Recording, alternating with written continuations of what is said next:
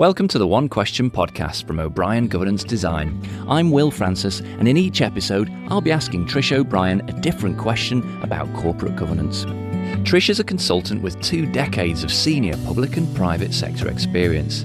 Her company provides governance consultancy for government departments, regulatory bodies, and charities of all sizes.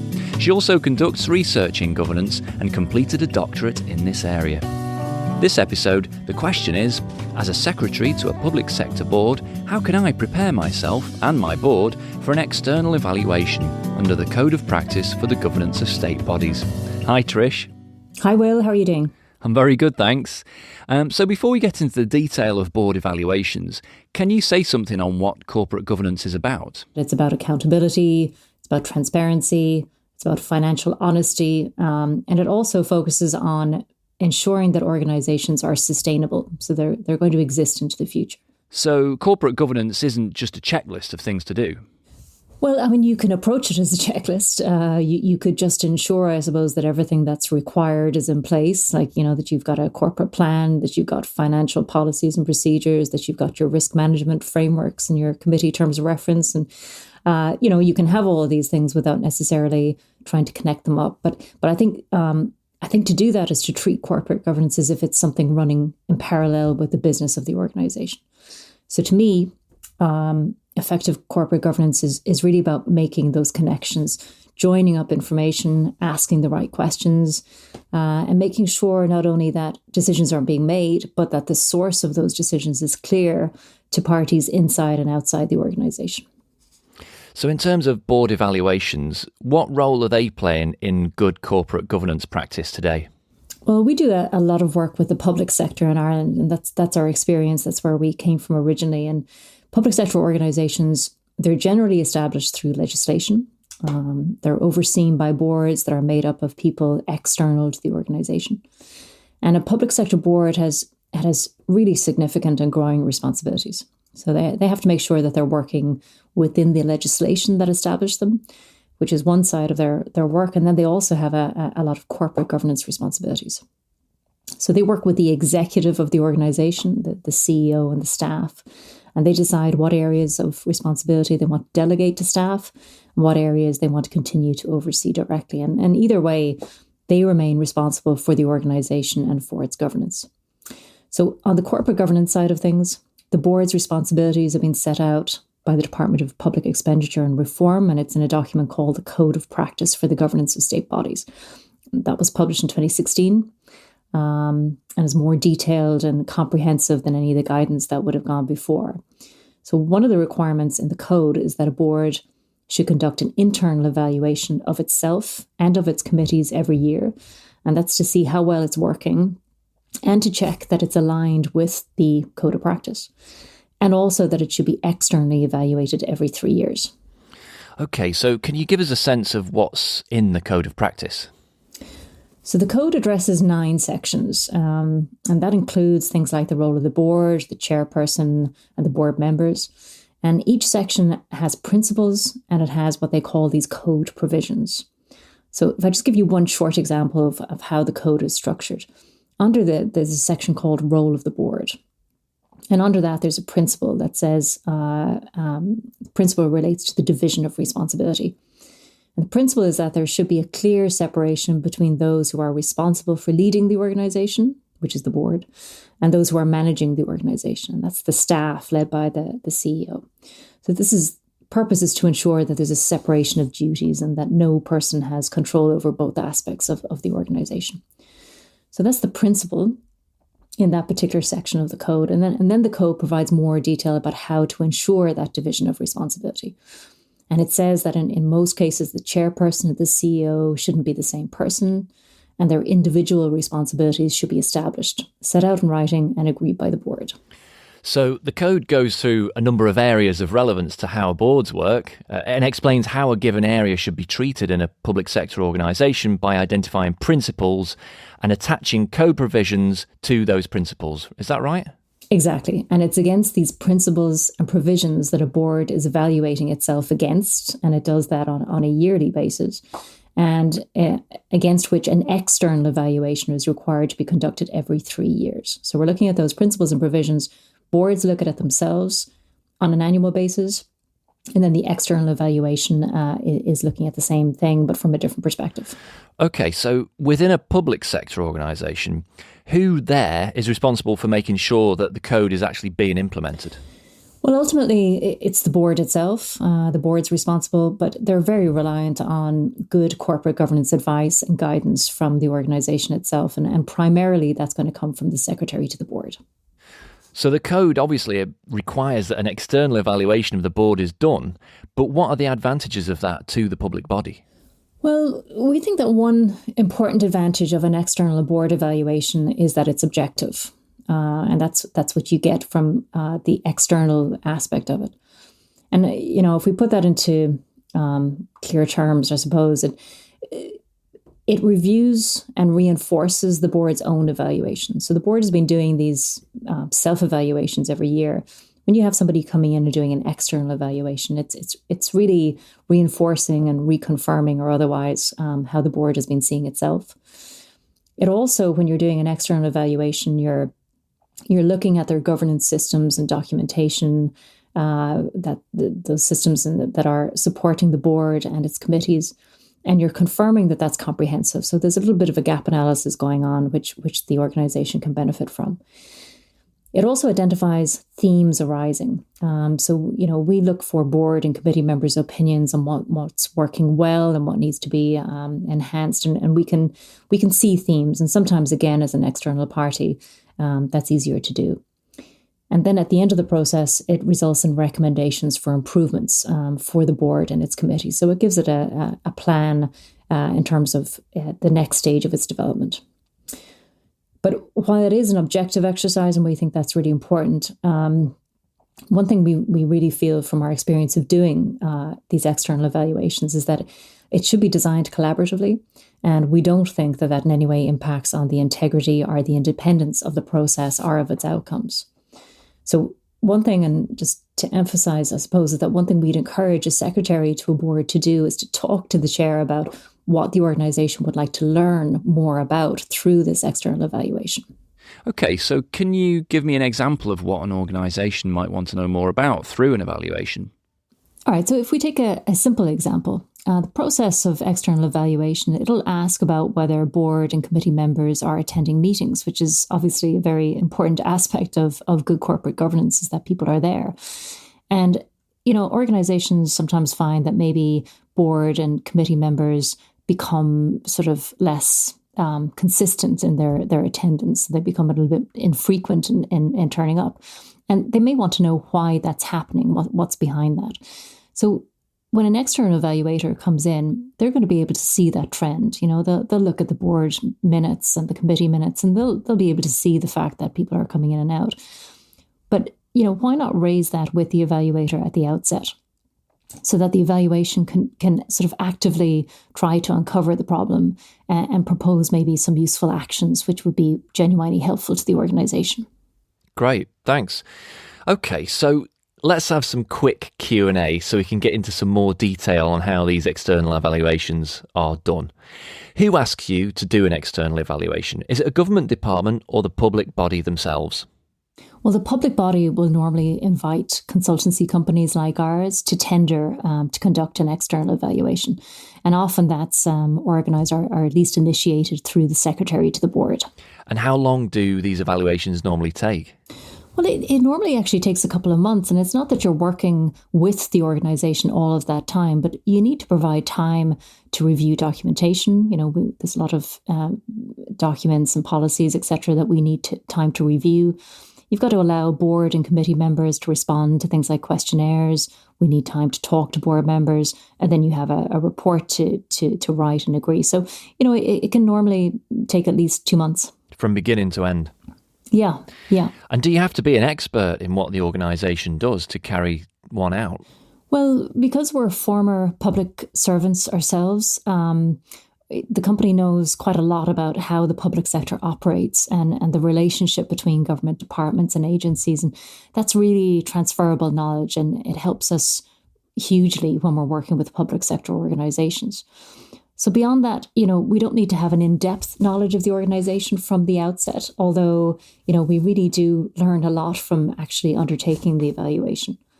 And then I suppose, the principles of good governance are expected to be in evidence across all organizations, regardless of what they do. And an external evaluation is really, it's trying to establish whether the corporate governance systems and structures are able to support the organization in achieving its objectives, whatever they may be. And is there a fixed process for carrying out an evaluation? Well, there isn't a specified way of doing one, and evaluators will take different approaches. But really, I think anyone conducting an external evaluation, they're going to look at board and committee terms of reference. They'll look at minutes of meetings. They'll look at, previous evaluations that were done by the organization themselves. They'll most likely survey board and committee members, and they'll engage with them to try and kind of validate the outcomes of those surveys. And that can be done, perhaps through meetings with individual members or sometimes through a workshop with the board itself. And how do you handle confidentiality issues? Yeah, confidentiality is a big thing, certainly. And, sometimes we're asked to sign confidentiality agreements in advance. But, regardless, we always confirm our commitment to confidentiality when we're responding to tenders. And it's a cornerstone of what we do. It's just absolutely essential. And so you say that there isn't like a fixed way of doing an external evaluation. But if you had an inquiry from the secretary to a board, how would you describe the process to them? Maybe the best way to describe it is that there are a few types of activities involved when you're doing an external evaluation. One of them is meetings. We certainly would have, right at the beginning, we'd have preparatory meetings with the secretary to the board because they play such a crucial role. We would look to meet with the chair of the board. We'd often hope to meet also with the CEO of the organization. I think it's important to see things from the executive perspective also. And often also we would do a briefing with the board members prior to the evaluation itself. So that's kind of the meetings, the interaction at the outset. There's then, we're trying to understand as much as we possibly can about the organization and about its corporate governance system. So the second category, I think, is just requests for information. We would look for quite a lot of documentation, whether it's policies, procedures, minutes, previous outcomes, the self-evaluations, certainly we'd be going through all of that. We'd often also give a checklist to the board secretary. And the purpose of that is for them to confirm or otherwise that certain policies and procedures that are referenced in the code of practice, that they're actually in place. So that's one of the things we do as well, just trying to confirm and assure that those things are there. So if we take meetings and we take requests for information, we then are sort of looking for views, certainly, of what's working and otherwise. So we would often do an online questionnaire to the board members, the same with the audit and risk committee members, and then for other committees also. So we're trying to collect views of their impressions of how things are. And generally that would be a combination of kind of closed questions or where they have a scale of satisfaction about certain things, but also open-ended responses so we can get more of an insight into their answers. There's then kind of an analysis stage where we'll be analysing the outcomes of those questionnaires. And then there's, we have a certain amount of information from that, but then we have to confirm our findings, and there'll always be certain things that we need to clarify afterwards. So having analyze the documentation, analyze the views of the board and the committee members, we need to then kind of confirm our findings. And when we would clarify certain things with the secretary to the board, we would have some follow-up discussion with certainly the chair of the board, chairs of the committees. And one thing that we find very helpful actually is to do a workshop with the board on the outcomes of their questionnaires, because people will answer things in the same way, but for different reasons. And that isn't always clear. So workshops with the board members really help to get behind their answers. And so when we've gone through those stages, we could then feel confident, I suppose, that we're in a position whereby we can develop a report and that we can recommend improvement actions that are genuinely appropriate and accurate in terms of that organisation. It's really interesting to hear the details of the process. But I'm curious, which part of it is the most challenging to execute for you? I think probably in the early stages, we're very keen to understand the organization itself. Because every organization is different, the dynamics between the board and the executive are different. And, where I said we don't need to be experts in what the business is, and we don't, but we do try to build up our expertise in that, because you can't really make recommendations for improvement unless you understand how the organization functions. So I think those early stages of trying to understand that are probably are challenging. But then as you go through all the stages, through the meetings, through the document analysis, working with the board and the committee members, hearing their responses and teasing that through with them, all of that is just, it's like layers of the onion. You just, as you go through it, you understand more and more. And then by the time you get to a report, you do feel confident that, and this is the most important thing about it, I think, is that you're recommending things to the organization that are absolutely relevant and will actually help them to improve over the next period. So that's what makes it a satisfying process for you, is that you see that it actually, it creates real change. Genuinely. And I think, my partner, Claire Byrne, who works on the external evaluations with me, fundamentally, we both feel that if you're doing this, you have to be, and it's a cliche term, but you have to be adding value. And I think you really do.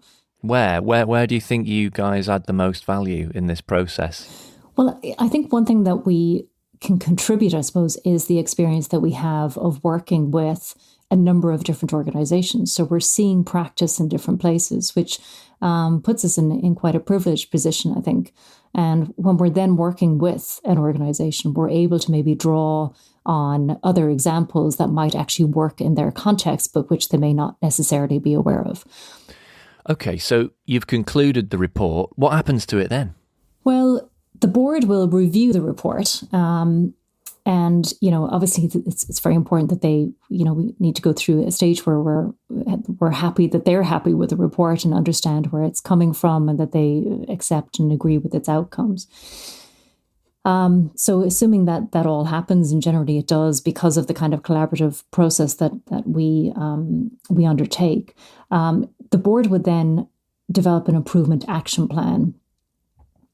And it's up to the organization's board, with the help of the secretary, to develop that plan, also to prioritize actions within it. So there could be 7 or 8 things that need to be done, and obviously they'll need to decide the prioritization of that. And hopefully our report will have helped them in terms of that prioritization. But they also need to appoint staff to implement it, and they're all the things that the board has to make sure of. There's then, I suppose, when you agree the plan itself and have it in place, it needs to be overseen in terms of its implementation. And that's also the responsibility of the board to make sure that it's, and through the secretary as well, of course, with the support to the secretary, making sure that plan is staying on the agenda. But where does the report live, and how do you make sure that it's easily accessible by the right people? In terms of the report being a living and breathing report, then part of that comes from it being a valuable report. So sometimes, and in fairness, reports get developed in other contexts, which are very good, but they do get shelved. I think the thing that helps to make these reports, these external evaluation reports, live is that there is kind of a handover between the external evaluation and the internal evaluation that's coming the next year. And there needs to be sort of a natural continuity between those. The thing that connects it is really this quality improvement plan, which is taking the substance of what the report is saying, it's transferring that into some actions that have to happen. The board is then overseeing those actions. And then when it gets to its own annual self-evaluation, it's checking in with that to see whether those actions have been fulfilled. And actually, when you get to the point, and we're not sort of chronologically at this stage yet, because this code of practice only came out in 2016, but one would expect that handover that will be happening over time between this external evaluation happening every 3 years and the the internal evaluation that happens on an annual basis, leading in then again to another external evaluation. I think that helps to make sure that the process is a live process and that we don't end up with a report that's kind of accepted at the time but doesn't actually lead anywhere. Yes, indeed. That is incredibly important. So to finish, if you were to highlight 3 things for the Secretary to the Board who might be listening to this and is about to organise an external evaluation, what would they be? Okay, 3 things. I think the first one would be about briefing the board. I think this is really important because, board members come in and they come out. They have busy agendas. They hear about an external evaluation. They may feel that, it's not particularly relevant or important to them. So I think really it's important to brief the board properly, brief them more than once. I think if the secretary can work with the chair in terms of doing that so that there's a sense of enthusiasm, if you like, about the external evaluation, or as close as you can get to that internally. I think that's very important. So I think briefing the board would be the first thing. The second thing I think then is, again, related to getting the organisation engaged with this idea of external evaluation. And I think that is really, if the secretary could encourage the board, and in particular the chair, to try and think about what they want to discover through the evaluation. So what is it that they can achieve through this? What would they like to learn more about? And I think if they can think about it from that perspective, it helps them to really engage with the process. And then I think probably the third thing is just a very practical thing, just to take some pressure off, because the secretary is really going to be the party that the consultant is going to all the time. So I think, getting some documentation in order would be a good idea. Things that you're likely to be asked for when the evaluation starts. So things like board and committee minutes, corporate governance policies and procedures, current strategy, annual plans, the risk register, things like that, are all there. For some organizations, they might be very easily accessible and all in the same place. For others, there might be a little bit of work in putting that together. So just some preparation in advance, I think, maybe takes some of the burden away from it and allows you then to engage on the more important aspects of the evaluation. Yeah, it's brief the board properly. It's encourage the board, get them to think about what they really want to find out here, and then start gathering that documentation and getting it in order in preparation. Exactly, yeah. Great. Thanks. That's very, very insightful. Thanks, Trish. That's great, Will. Thank you very much. So having looked at external review as a process in episode 1, we'll go on to break down some of the areas that are typically looked at during a review. So in episode 2, our question for discussion will be, as a secretary to the board, how can I best support board members when they join the board through induction and afterwards through professional development? I hope you'll join us. And don't forget, you can find out more and access resources, templates and the one question guides at o'briengd.ie. Thanks for listening.